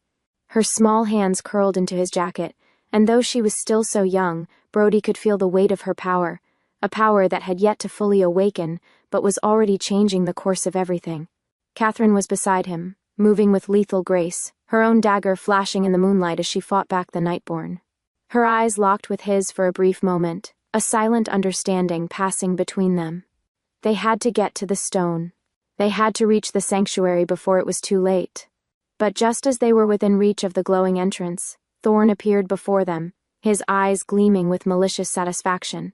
He was faster than Brody had anticipated, and before Brody could react, Thorn reached out, his clawed hand grabbing him by the throat, lifting him off the ground with unnatural strength. "You think you can stop this?" Thorn sneered, his voice low and dripping with contempt. "You're nothing but a weak wolf, holding onto a child who is destined to be ours. Your struggle is futile, Brody. She belongs to the Nightborn." Brody gasped for air, his vision blurring as Thorn's grip tightened around his throat. His wolf howled inside him, the primal instinct to fight raging through him, but his body was losing the battle. His vision faded, the edges darkening as his strength began to wane. "No. I won't fall now. Not when everything is at stake." With every ounce of strength he had left, Brody reached for his dagger, his fingers trembling as he drove it into Thorn's wrist. The Nightborn's grip loosened just enough for Brody to twist free, gasping for air as he fell to the ground. His body screamed in pain, but he forced himself to his feet, his eyes fixed on the stone ahead. Thorn staggered back, his glowing eyes narrowing in fury. "You think you can stop the inevitable?" He spat. "You're nothing but a puppet, and she's the string that will tear everything apart." Catherine stepped forward, her voice steady and strong. "We'll see about that." The Nightborn surged forward again, but this time, Brody was ready. He could feel the stone's energy pulsing beneath his feet, urging him forward, giving him the strength he needed to fight back. With a roar, he leaped into the fray, his dagger slashing through the air, cutting down the Nightborn who dared to approach. But even as he fought, he knew it wasn't enough. They were outnumbered. They needed to reach the sanctuary, to unlock its secrets, or they would be consumed by the darkness that was closing in on them. "We have to make it," Brody thought, his heart pounding with desperation. "We have no other choice." He glanced at Catherine, who was holding her ground, her eyes fierce with determination. She had always been a warrior, strong and unwavering. He knew she would never back down. But they were facing something ancient. Something far more powerful than either of them could have prepared for. The Nightborn were not just after Lyra, they were after everything. Brody's mind flashed to the prophecy, the Moonborn's return, the rise of the Nightborn, the power that lay dormant in Lyra. He didn't fully understand it, but he knew one thing for certain: Lyra was the key. With a final desperate cry, Brody lunged forward, his body moving with the speed and ferocity of a wolf in full stride. He reached the stone and placed his hand against its surface, the runes glowing brighter beneath his fingers. The energy surged through him, a wave of power that almost knocked him to his knees. But then something unexpected happened. The stone began to shift, the ancient runes rearranging themselves before his eyes, as though the stone itself was reacting to his touch. Lyra shifted in his arms, her tiny fingers stretching out toward the stone. Brody's heart skipped a beat as the runes pulsed brighter still, the energy between them building to a crescendo. Lyra's power was awakening. He could feel it, could see it in her eyes, her gaze locked onto the stone as though it were calling to her, pulling her in. And then, with a blinding flash of light, the sanctuary's entrance cracked open, revealing a doorway bathed in moonlight. The Nightborn faltered, their steps faltering as the air shifted, the stone's energy forcing them back. "This is it," Catherine whispered, her voice filled with awe and fear. "We're almost there." Brody nodded, his heart still pounding as he stepped forward, carefully cradling Lyra in his arms. The sanctuary was their only hope, their only chance to unlock the answers they needed. But it was also the place where the final battle would be fought. He could feel it in the air, the tension, the danger that waited beyond the threshold. As they crossed the threshold into the sanctuary, the world seemed to hold its breath. The stone behind them sealed with a heavy resonant thud, and for a moment, there was only silence. Brody's heart raced as they stepped deeper into the sanctuary, the air thick with ancient power, the scent of dust and magic surrounding them. This was it. This was where Lyra's destiny would unfold. And whether they were ready or not, the battle for the future of the supernatural world had just begun. Chapter 13. The Heart of the Sanctuary. In the heart of every storm lies the truth we've spent our lives running from. But what happens when that truth is the key to saving us all? The stone door sealed shut behind them with a low, thunderous rumble, cutting off the world outside, the nightborn, the endless battle, the relentless pressure of time.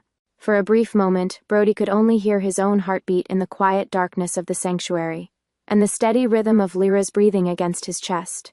They had entered, but the sanctuary was not the refuge he had imagined.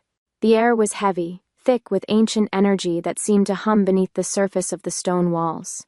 It felt alive, like the sanctuary itself was watching them, waiting for something to unfold. The space before them was vast and cathedral-like, with towering stone pillars that reached up into an unseen ceiling, disappearing into the shadows above. The walls were adorned with intricate carvings, symbols of moons, stars, and creatures that seemed to move with the ebb and flow of the sanctuary's magic. The entire room was bathed in a pale, silvery light that seemed to come from nowhere, illuminating the path ahead. Brody's steps echoed on the cold stone floor as he moved forward, his senses on high alert. He could feel the power of the place, swirling around him, filling his mind with a strange sense of foreboding and anticipation. Lyra shifted in his arms, her tiny fingers gripping at his jacket as she stirred, the softest of sounds escaping her lips. Brody glanced down at her, his heart swelling with a mixture of love and fear. She was still so young, so innocent, and yet she was the key to everything. The Moonborn's legacy, the future of the supernatural world. "Catherine," Brody murmured, his voice low and filled with awe. "What is this place?" Catherine stood beside him, her eyes scanning the vast expanse of the sanctuary. "This is the heart of the Moonborn's power," she said softly, her voice reverberating in the stillness of the room. "This is where they once lived, where they gathered to harness the magic of the earth and the moon. It's the place where Lyra's true power will awaken, where the prophecy will unfold." Brody looked around, his brow furrowing.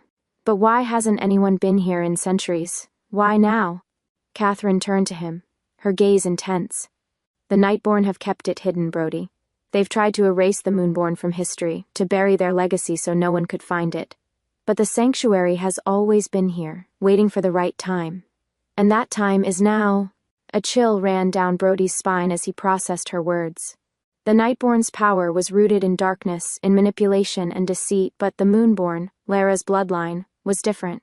They had once been protectors of the balance between light and dark, wielding power that had shaped the very earth and sky. And now, Lyra was the last of them, the one who could either restore that balance or destroy it. "Then we're running out of time," Brody said, his voice low, filled with urgency. "The Nightborn will be coming for her." Catherine nodded, her face hardening. "We don't have much time. Once Lyra steps into the heart of this place, everything will change. But we need to understand the magic that resides here, Brody. We need to know how to protect her, how to use her power before the Nightborn get to her." Brody's mind raced as he looked around the sanctuary, trying to make sense of everything. The stone pillars, the glowing symbols, everything seemed so ancient, so far beyond his understanding. The power here was palpable, but it was also overwhelming, threatening to consume him if he didn't find a way to control it. But as he looked at Lyra again, his heart tightened. She was just a child. How could she possibly be the key to saving them all? A soft melodic hum filled the air, drawing Brody's attention. He turned toward the source of the sound, his eyes narrowing as a figure emerged from the shadows ahead. It was an old woman, bent and frail, with long silver hair cascading down her back like a river of moonlight. Her face was lined with age, her eyes a piercing blue that seemed to see straight through him. She wore a flowing robe, etched with runes similar to those on the stone that had sealed the sanctuary's entrance. Brody instinctively stepped forward, his body instinctively protective of Lyra. "Who are you?" he demanded, his voice rough. The woman smiled softly, her gaze softening as she looked at him. "I am the keeper of the sanctuary," she said, her voice like the wind through the trees, calm and ethereal. "I have waited for you." Catherine stepped forward, her eyes wary but intrigued. "The keeper? But the sanctuary has been lost for centuries. How do you—" "I have always been here," the keeper interrupted gently. "In the shadows, in the space between moments. Watching. Waiting." Brody's eyes narrowed, his protective instincts still on edge. "You've been waiting for Lyra?" The keeper nodded, her eyes shifting to the baby in Brody's arms. Yes. Lyra is the last of the Moonborn, the one who will awaken the magic of her ancestors. She has come to restore what has been lost, to bring balance back to the world. But the choice is hers. She will either fulfill the prophecy or destroy it. Brody's heart tightened as the weight of her words settled over him like a heavy cloak. Lyra wasn't just a child. She was a force of nature, the embodiment of everything that had once been. The power she carried was unimaginable, and yet she was still so young, so vulnerable. The keeper stepped closer, her gaze softening as she looked at Lyra. But the Nightborn will not make it easy. They will stop at nothing to claim her power for themselves, and unless she is prepared, they will succeed. Catherine stepped forward, her voice firm. What can we do? How do we prepare her? The keeper's gaze shifted to Catherine, then back to Brody. The answers are here, she said, gesturing to the sanctuary around them. But they are not easily given. Lyra must learn to unlock her power, to understand the magic that flows through her. She must learn the truth of her bloodline, of what she is meant to become. Brody's mind raced. The truth.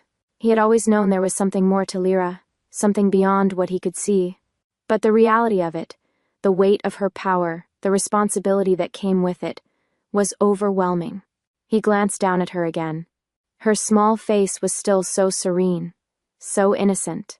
How could someone so young carry such a burden? How could he, a broken man, be the one to help her unlock her destiny? Where do we begin? Brody asked, his voice filled with uncertainty. How do we protect her? The keeper's smile was faint, her eyes filled with something Brody couldn't quite place.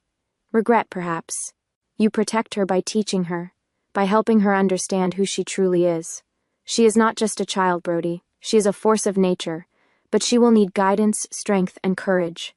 And she will need you. Brody's heart twisted painfully in his chest.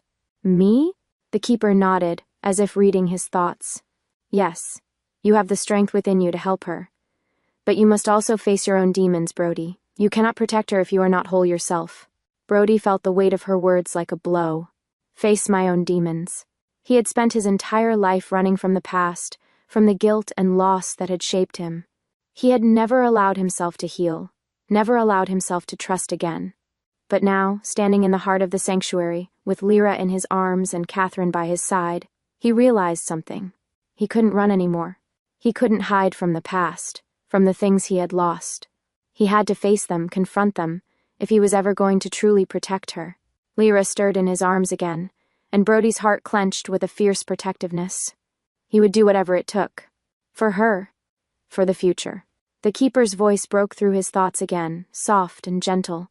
The time has come, Brody. Lyra's true power is within her, but it will only awaken when she is ready to accept it. Help her find the strength to unlock it. And remember, you are not alone. You never were. Brody nodded, his jaw set with determination. He didn't have all the answers, but he would find them. He would protect Lyra, no matter what. With that resolve, Brody stepped forward into the heart of the sanctuary, ready to face whatever lay ahead. Chapter 14. The Awakening. Sometimes the hardest part of facing the truth is realizing that you are the key to unlocking your own destiny. But when that truth is buried beneath centuries of shadows, the light comes at a cost. The sanctuary seemed to breathe around them, the air thick with the ancient magic that pulsed through the stone walls, seeping into the very marrow of their bones. Brody could feel it as he stepped deeper into the heart of the Moonborn's hallowed grounds. The weight of the past, the power of the prophecy, pressed on him like a weight he couldn't shake. But it wasn't just the weight that weighed heavily on him. It was the fear, the uncertainty of what was to come. Lyra shifted in his arms, her small hands clutching at his jacket as if to ground herself in the same way he was trying to. For a moment, Brody allowed himself to feel the warmth of her body, the innocence that radiated from her, and it steadied him. This wasn't just about the prophecy. It was about Lyra, her life, her future, and he would do whatever it took to make sure she had one. The keeper, who had revealed herself as the guardian of the sanctuary, stood before them, her ancient eyes filled with knowledge and sorrow. Her thin fingers traced the air as if summoning the unseen forces that governed the sanctuary.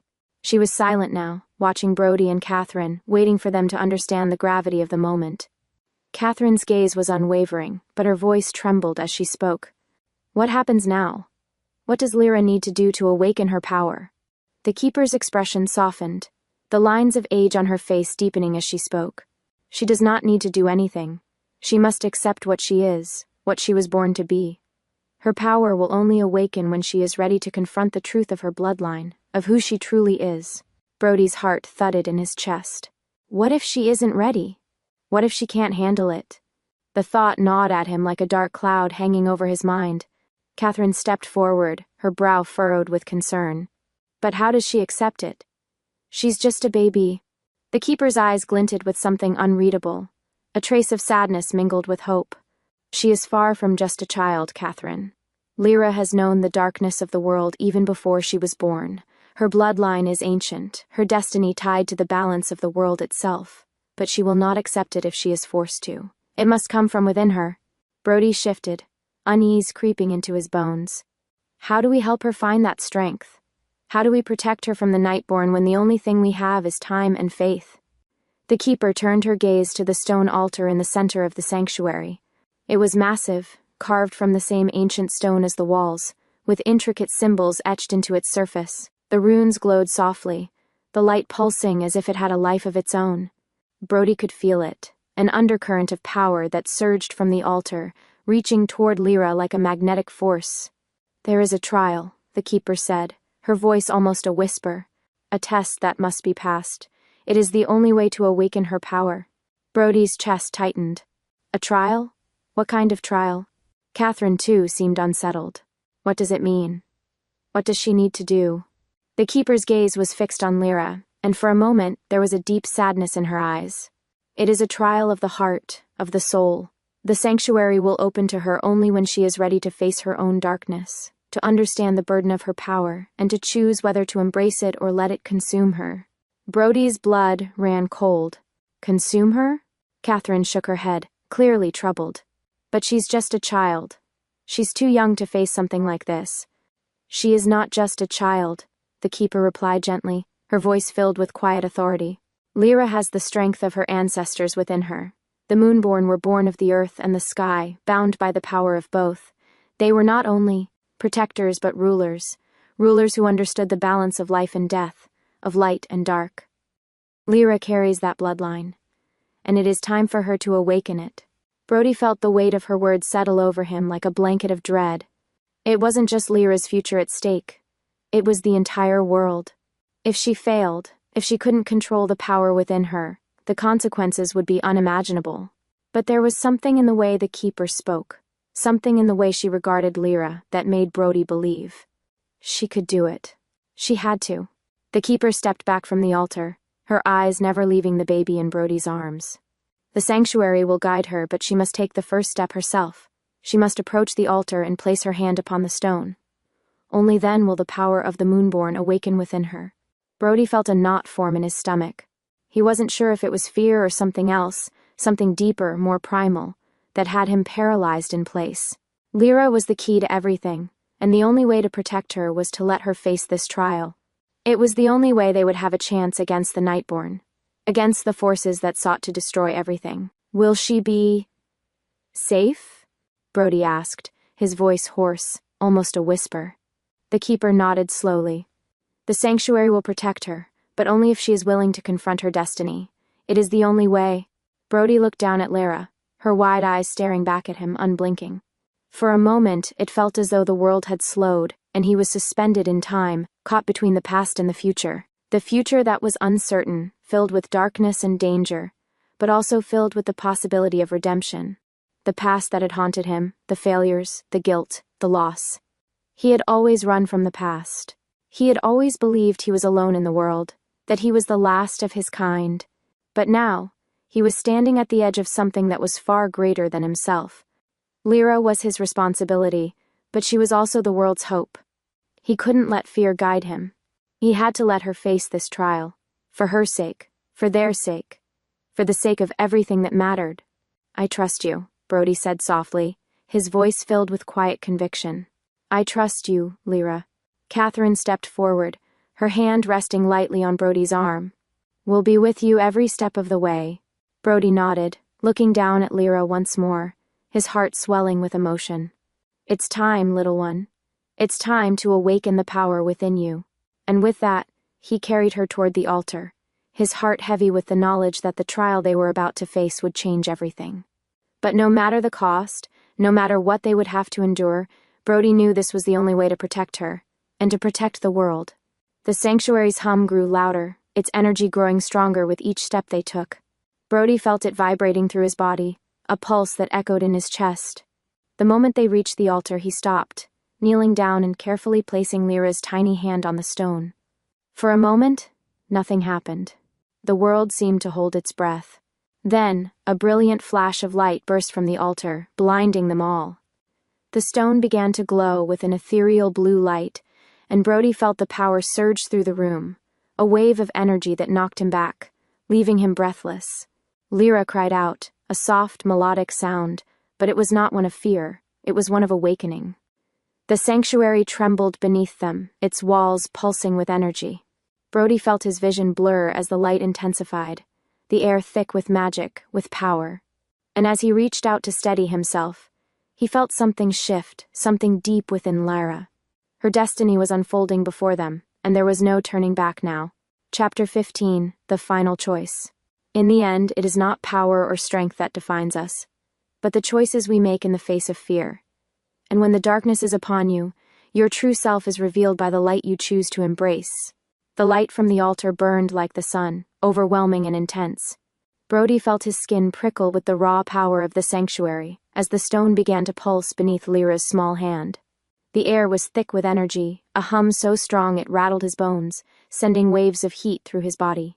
His heart raced in sync with the pulsing light, as though everything inside him, his very soul, was aligning with the ancient forces that had been dormant for so long. Lyra's tiny hand trembled against the stone, and the moment she made contact, the sanctuary seemed to come alive around them. The walls began to glow, each symbol etched into the ancient stones flaring with life, tracing the paths of power long forgotten by time. Brody's mind was awash with the raw energy swirling in the air. He could feel the power of the Moonborn coursing through him, through Lyra, connecting them to something far beyond anything he had ever understood. And then, with a sudden, deafening silence, the world held its breath. The light dimmed slightly, revealing Lyra's small, delicate form, bathed in the soft glow of the sanctuary's magic. Her wide eyes were filled with an ancient wisdom, her small fingers still pressed against the stone. She looked so fragile, yet there was a strength in her gaze, something that mirrored the power of the Moonborn that now flowed within her. Brody felt a shift, a deep, stirring sense of connection between them, one that transcended words, that transcended anything he had ever felt before. Lyra wasn't just a child. She wasn't just the last of her kind. She was a force of nature, a bridge between the past and the future, the keeper of the balance the world desperately needed. And it was in that moment that Brody understood. He wasn't just here to protect her. He was here to help her become who she was meant to be. Catherine stepped forward, her face illuminated by the soft light emanating from Lyra. She stood beside Brody, her voice a quiet whisper filled with awe. She's done it. She's awakened her power. But Brody knew that this wasn't the end of their journey. The Nightborn hadn't been defeated. They were still out there, lurking in the shadows, waiting for the perfect moment to strike. The air shifted again, this time with a sense of finality. Brody turned his head toward the entrance to the sanctuary, feeling an invisible pull, as though something had changed. The walls of the sanctuary seemed to hum with energy, and in the distance, a shadow stirred. Thorn. Brody's heart clenched with fury. The time had come. The final battle was upon them.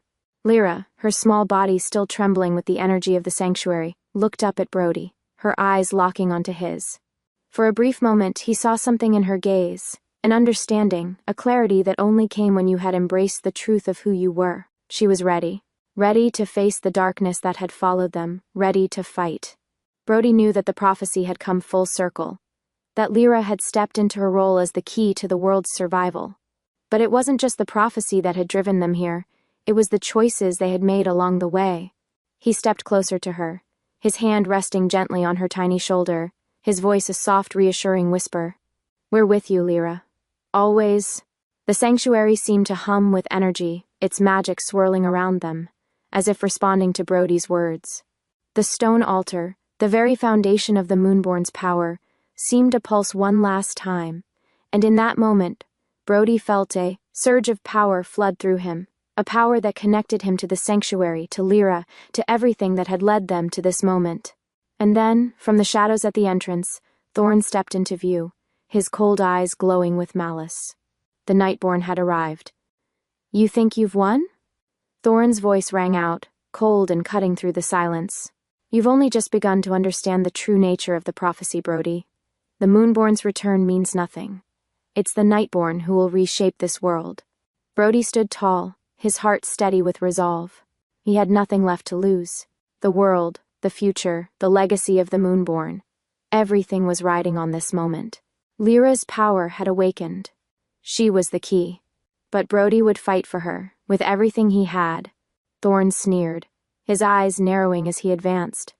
"You think you can stop me? You think you can stop the darkness that's been building for centuries?" Brody stepped forward, his hand reaching for his dagger, his wolf instincts on full alert. "I don't think. I know." Catherine, standing beside him, gripped her own weapon, her stance firm, ready. The air around them was thick with tension as the Nightborn closed in, their forms dissolving into shadow, ready to strike. "You may have the Sanctuary's power, Brody," Thorn said, his voice low and filled with contempt. "But you'll never be able to control it. It will destroy you, just as it destroyed the Moonborn before you." Brody's grip on his dagger tightened, his wolf bristling. But he wasn't afraid anymore. He had fought too many battles, faced too many losses. He wasn't going to lose this one, not when everything was on the line. "You're wrong, Thorn," Brody said, his voice steady, unyielding. "This world isn't for you to destroy, it's for us to protect, and Lyra will be the one to show you just how wrong you are." In that moment, Brody knew he had found his purpose. It wasn't just about surviving. It wasn't just about protecting Lyra. It was about something much greater.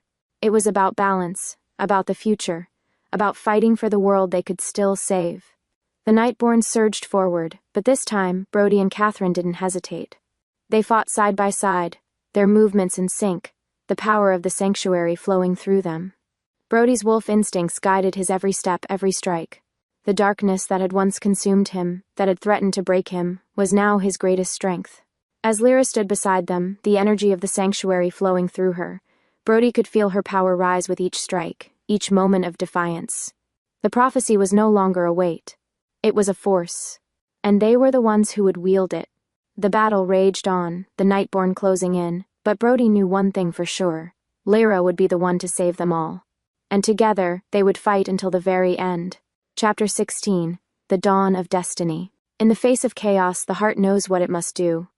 But when the dust settles, the only thing that matters is the courage to stand, to endure, and to shape the future with the choices we make. The final battle had arrived. The night was thick with the acrid scent of smoke and blood, the weight of the moment pressing down on Brody's shoulders like an insurmountable mountain. Every strike, every blow, every clash between the Nightborn and his own side reverberated through the air with a raw intensity that matched the ancient power swelling inside him and Lyra. The Sanctuary had become a battlefield, its once peaceful halls now echoing with the sounds of war. The walls trembled with the power of magic, the hum of the Sanctuary's ancient energy now a steady roar, amplifying the chaos around them. Brody could hear his own heart pounding in his chest, a relentless drumbeat, but it was drowned out by the cries of the Nightborn as they fell before them, their dark forms crumbling under the weight of Lyra's power. Catherine fought beside him, her movements fluid, deadly, her determination unwavering as she sliced through the shadows with precision. She was a warrior, a protector, and in this moment she was the very embodiment of the strength they needed to survive. Brody's grip tightened on his dagger, his eyes locked on Thorn, the leader of the Nightborn. His ancient cold eyes gleamed with fury as he stepped forward, his form shifting into something darker, more monstrous. The power of the Nightborn flowed through him, filling the space with a suffocating weight. "You think you've won, Wolf?" Thorn's voice cut through the air, venomous and filled with rage. "The Moonborn are nothing but a fading memory, and you're too weak to protect her. You'll all fall. You always do." Brody stood tall, the weight of his responsibility pushing him forward, but his eyes never wavered from Thorn. He was no longer afraid. There was no more hesitation, no more doubt. "We don't fight for the past, Thorn." Brody's voice was cold, sharp, filled with finality. "We fight for the future. For her future." Thorn's lips twisted into a sneer, the darkness around him swirling like a storm. You think she can save you? She's a child, Brody. She doesn't even understand the power she wields. Brody's chest tightened as he glanced down at Lyra, her small form glowing with the power of the sanctuary, her eyes wide and innocent, yet filled with an unspoken strength that matched the storm raging inside the stone walls. She's not just a child, Brody thought. She is the future. She is the hope. The fight around them escalated, but Brody didn't take his eyes off Thorn. This was it, the final moment. They had come so far, and no matter how fierce the storm of darkness was, Brody knew one thing: he would never let it consume Lyra. She understands more than you think, Brody said, his voice unwavering. And she will never belong to you. With a final roar, Thorn lunged, his claws extended, a whirlwind of shadow and fury. Brody moved in response, his body shifting into the rhythm of battle, his instincts honed by years of survival. The dagger in his hand gleamed as it cut through the air, meeting Thorn's dark form in a clash that shook the ground beneath them. The two of them collided with an earth-shattering force, the sheer impact of their powers rippling through the air. Brody's dagger met Thorn's claws, sparks flying as they locked in combat. Brody's muscles burned with the effort, his wolf clawing at his control, but he held on, his focus unyielding. Lyra's small hand reached out, her fingers stretching toward the two combatants, her magic swirling in the air, pulsing with the raw energy of the Moonborn. Brody felt it, the shift in the air, the surge of power, and then the calm.